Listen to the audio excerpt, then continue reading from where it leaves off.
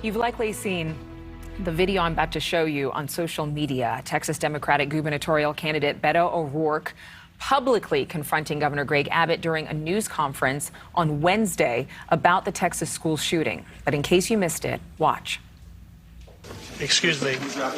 Sit down. You're out of line and an embarrassment. Hey, sit down and don't play this stuff. Next shooting is right now, and you are doing nothing. No, you can get it out of here. This isn't the place to talk this over. This is totally predictable when you... Sir, you're out of line.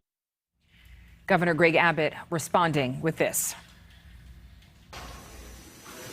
We need all Texans to, in this one moment in time, put aside personal agendas, think of somebody other than ourselves, think about the people who were hurt. Julia Manchester, national political reporter for The Hill, joining me now. There has been a lot of intensity following this crisis. Yeah. Still, there are a lot of opinions about whether or not this outburst from Beto O'Rourke was appropriate or becoming for a potential governor. Do you think it helps or hurts him moving forward with his campaign? You know, I think this can be looked at from two perspectives, Adrienne. First of all, from the Republican or maybe O'Rourke critic standpoint, this looks like he's politicizing a tragedy, a day after it took place, or at least that's what they said. You had those images of the Uvalde mayor telling O'Rourke to get out. And I think you're going to see Republicans continuing to say that O'Rourke, they argue he made this about him, and he's trying to draw attention to himself and his campaign. On the other side, though, look, O'Rourke has been talking about gun control for quite some time, going back to 2019, even when he was a congressman and there was a mass shooting in his home district in El Paso. He was actually running for president at the time, and he very much passionately talked about that issue. In fact, during a 2019 presidential Democratic debate, he made a lot of headlines by essentially saying that, he would like to take guns away, or that's what he said verbatim. He walked those back, essentially saying he was just referring to gun control restrictions. Still, Republicans have seized on that talking point. But at the end of the day, Adrienne, you and I are talking about this right now. I'm texting Texas political sources. There's coverage of this incident. So we are certainly talking about this. And I think, O'Rourke's campaign is trying to draw attention to his work in this issue and really trying to draw a contrast with Greg Abbott. I don't think we'll really know in the long term, or in the short term at least, how that plays, but we'll have to see in the long term as we get closer to Election Day in November. I think some voters on the Democratic side wouldn't think that he was trying to draw a delineation or a difference between Governor Abbott. That difference is very clear, two very different candidates. But certainly there are Democrats who are going to stick with Beto O'Rourke, and there are Republicans that are going to stick with Abbott. But let's listen to Senator Chris Murphy going viral with this. This isn't inevitable.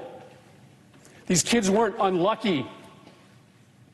This only happens in this country and nowhere else.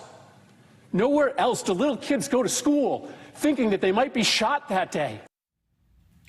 So emotions are running high. A lot of people have seen Murphy's emotion. But does it seem that the rage among politicians, both Republican and Democrat, is just amplified right now?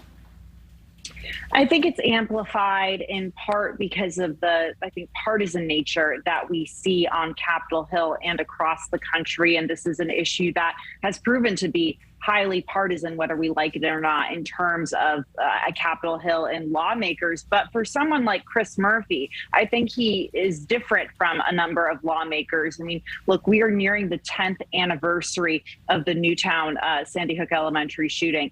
He's the senator from Connecticut. He's very much been involved in the gun control movement, combating gun violence. He's been very vocal on this. So I would imagine that this is bringing up quite a bit of emotion from him because he's been so involved. Same thing for the president of the United States. He was vice president during Newtown, and we know that he spoke very passionately about that issue as well. So I think for lawmakers or officials on both sides of the aisle, this is incredibly emotional for obvious reasons, but especially when you've been involved in this activism, I think it definitely stirs up some emotions for someone like O'Rourke or Murphy. One more question for you, real quickly, and I need a short one because I just heard my producer rap me. In terms of this tragedy, appealing to both Republicans and Democrats over the course of this midterm season, will the conversation change in appealing to voters?